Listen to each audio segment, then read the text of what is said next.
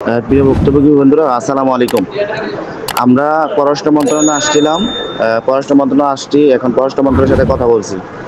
এটা বিষয় হচ্ছে, অন্য সময় আমরা যখন পররাষ্ট্র মন্ত্রণালয়ে আসি তখন আগে থেকে আমাদের অ্যাপয়েন্টমেন্ট নেওয়া লাগে অথবা অন্য ইয়ে করা লাগে, কিন্তু এইবার যখন আসছি ওরা দেখে আমাদেরকে মানে সাথে সাথে আমাদেরকে ঢুকতে দিয়েছে। সাথে সাথে কোনো অ্যাপয়েন্টমেন্ট নাই, কোনো কিছু নাই, দেখে মানে ঢুকতে দিয়েছে। তারপরে ভিতরে গেলাম, গিয়ে স্যারের সাথে কথা বললাম। এখন স্যার বলতেছে আমাদের যে বিষয়টা এটা নিয়ে তারা খুবই উদ্বিগ্ন। কালকে নাকি মিডিয়াতে দেখছে, এম্বাসি থেকে জানাইছে, এম্বাসিকে জানালে তারা এই বিষয়টা নিয়ে খুবই মানে ইয়ার মধ্যে আছে। এখন আমরা আমাদের দাবিগুলো জানাই আসি, একবারে লিখিত নিয়ে আসছি যে আপনাদের কাছে বিগত দিনগুলোতে আমরা দৌড়াদৌড়ি করছি, আপনারা কোনো সমাধান দিতে পারেন না, সেই জন্য আমরা এম্বাসির সামনে যাওয়া লাগে। আমাদের নাহলে এম্বাসির সামনে কেন যেতে হয়?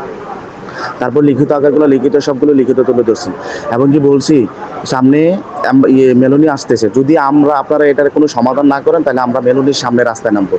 তখন বলছি যে দেশের ভাবমূর্তি নষ্ট হয়েছে।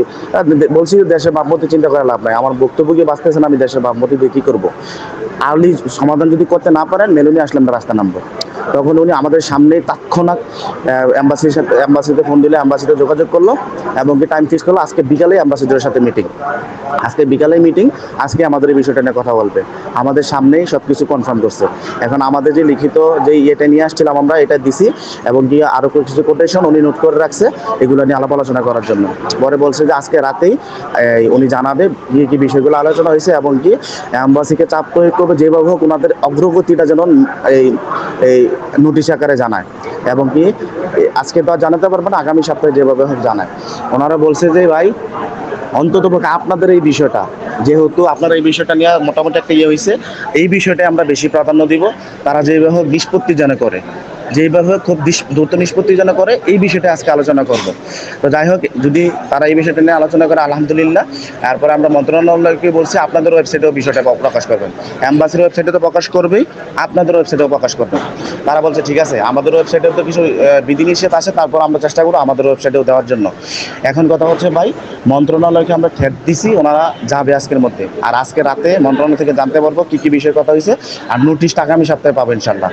এখন মন্ত্রণালয় থেকে বের হয়েছি, দেখি প্রবাসী কল্যাণ মন্ত্রণালয় দেওয়ার চিন্তা ভাবনা করতেছি, মানে দেখি চতুর্দিক থেকে চাপ দিয়ে কিছু করা যায় কিনা। প্রবাসী কল্যাণ মন্ত্রণালয়ে যাব, দেখি ওইখানে কিছু করতে পারি কিনা। দোয়া করেন সবাই ভাই, ঠিক আছে? সবাই দোয়া করেন। আর আরেকটা বিষয় হচ্ছে, গতকালকে আপনারা জানেন যে ডিসি ডিপ্লোমেটিক আমাদেরকে আশ্বাস দিয়েছিল যে অ্যাম্বাসিডরের সাথে উনি যেভাবে মিটিং করবে।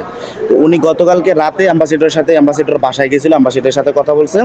এখন অ্যাম্বাসিডর বলছে যে এই বিষয়টা নিয়ে ওনারা খুবই টেনশনে আছে, যে মেলনি সরকার যদি আসে আর এই বিষয়টা যদি ওইভাবে হয় তাহলে ওনাদের উপরে অনেক ধরনের আসবে, চাপ আসবে। তো ওনারা অনেক চাপে আছে, ওনারা এই বিষয়টা নিয়ে খুব কীভাবে সমাধান করা যায় খুব দ্রুত কাজ করতেছে।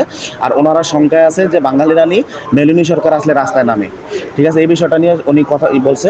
আর ডিসি ডিপ্লোমেটিক আসলে উনি বলছে যে আপনারা এটা যেভাবে হোক এটা নিষ্পত্তি করেন। আমার যে বক্তব্যরা আছে তারা চায় এটা নিষ্পত্তি, উনি এভাবে বলে আসছে।